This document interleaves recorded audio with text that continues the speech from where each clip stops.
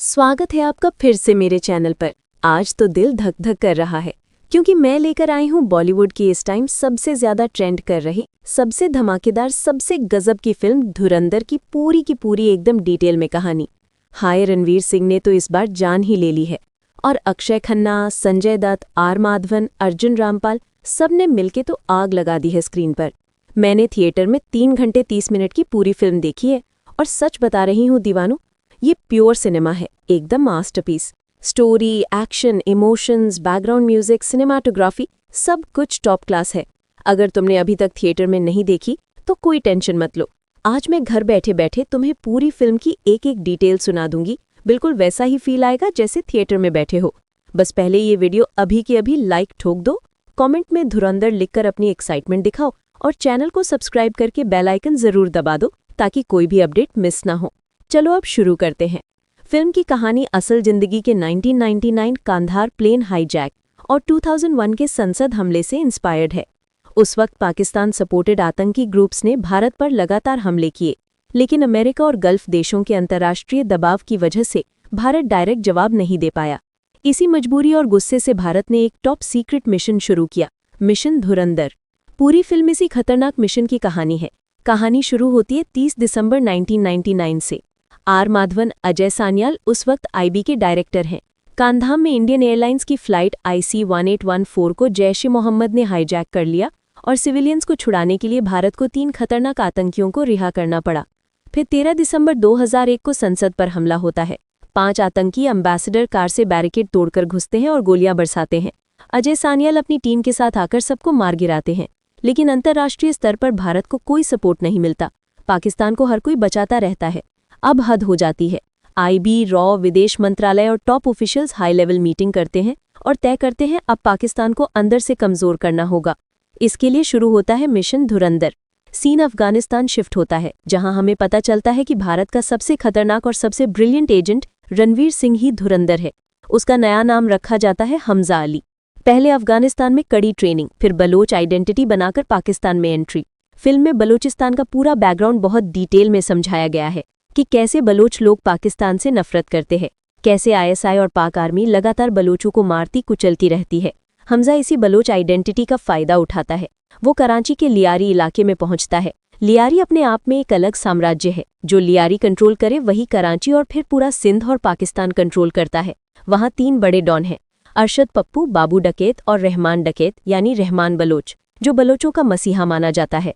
रहमान डकैत असल में बाबू डकैत का नाजायज बेटा है, लेकिन जब सच पता चला तो उसने अपनी मां को ही मार डाला। रहमान 1/3 लियारी कंट्रोल करता है, बाकी 2/3 पर बाबू और अरशद पप्पू का कब्जा है। दोनों मिलकर रहमान को खत्म करना चाहते हैं।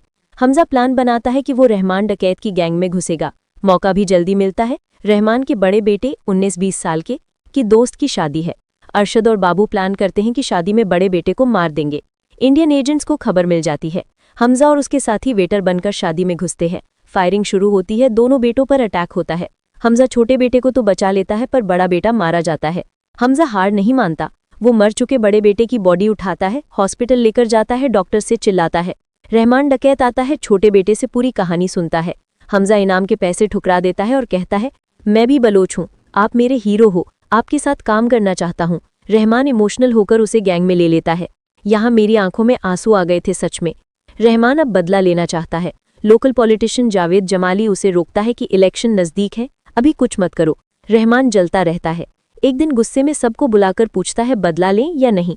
सब इलेक्शन का हवाला देते हैं। हमला अलग राय देता है, अभी हमला करो, यही सही टाइम है, वो बेफिक्र होगा। अगर बदला नहीं लिया तो लोग आपको कमजोर समझेंगे। रहमान मान जाता है। प्लान बनता है, बाबू डकैत के सारे आदमियों को एक एक करके खत्म किया जाता है। आखिर में हमजा, रहमान और उसका कजन उजैर मिलकर बाबू को पकड़ते हैं। रहमान लोहे की रॉड से पीट कर बाबू को मार देता है। वो सीन देखकर तो रोंगटे खड़े हो गए थे। इलेक्शन होते हैं। जावेद जमाली भारी बहुमत से जीतता है। विक्ट्री स्पीच में उसे लगता है कि जनता रहमान को ज्यादा पसंद करती है। उसे डर लगता है कि रहमान पॉलिटिक्स में आएगा तो उसकी कुर्सी चली जाएगी। इसी बीच हमजा जावेद की बेटी से मिलता है और उसे इम्प्रेस करने लगता है। मिशन के लिए जरूरी था, पर थोड़ा रोमांस भी फील हुआ ना। बड़े बिजनेसमैन खाननी ब्रदर्स रहमान को सपोर्ट करने लगते हैं। जावेद को और डर लगता है। फिर खाननी ब्रदर्स की मीटिंग में रहमान को ISI के मेजर इकबाल से मिलवाया जाता है। मेजर इकबाल को रशियन अमेरिकन हथियार चाहिए जो बलोच रेबल्स के पास है। रहमान बलोच होने की वजह से आसानी से डील कर लेता है और हथियार लेकर आईएसआई को दे देता है। मेजर इकबाल का प्लान इन हथियारों से भारत में बड़े टेरर अटैक करवाना। इसी बीच जावेद जमाली नया प्लान बनाता है।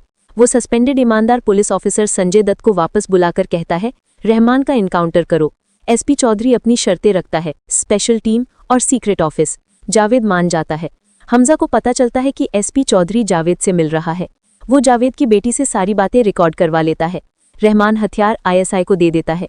मेजर इकबाल आतंकियों को ट्रेनिंग देता है और कहता है, जल्द ही समुद्र के रास्ते भारत में घुसकर बड़ा अटैक करेंगे।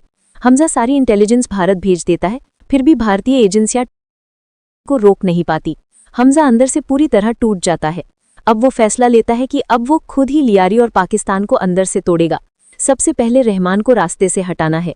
वो जावेद जमाली से कहता है, मेरी शादी आपकी बेटी से करवा दो, मैं आपका दामाद बन जाऊंगा, फिर हम मिलकर रहमान को खत्म कर देंगे। पावर मेरे पास आएगी तो आपके परिवार में ही रहेगी। जावेद मान जाता है। शादी हो जाती है। फिर नया प्लान। हथियार डिलीवरी के दिन रहमान को सुनसान रास्ते पर भेज दिया जाता है।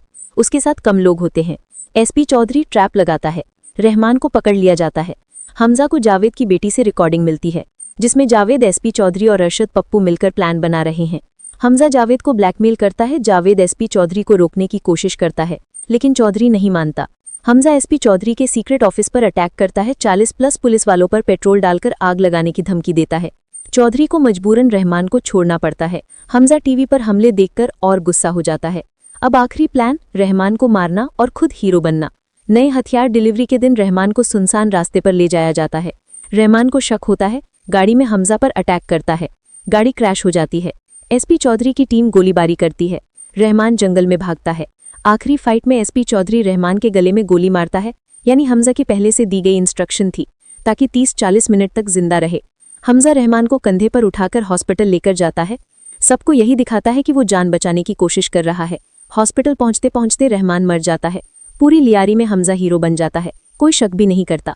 फिल्म के अंत में पता चलता है कि हमजा अली असल में जसकीरत सिंह रंगी है।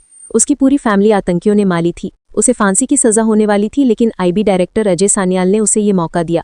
वो मिशन धुरंधर पूरा करता है। फिल्म यहाँ खत्म होती है, लेकिन लास्ट में लिखा आता है, फिल्म खत्म, कहानी नहीं। धुरंधर पार्ट 2 मार्च 2026 में आ रही है।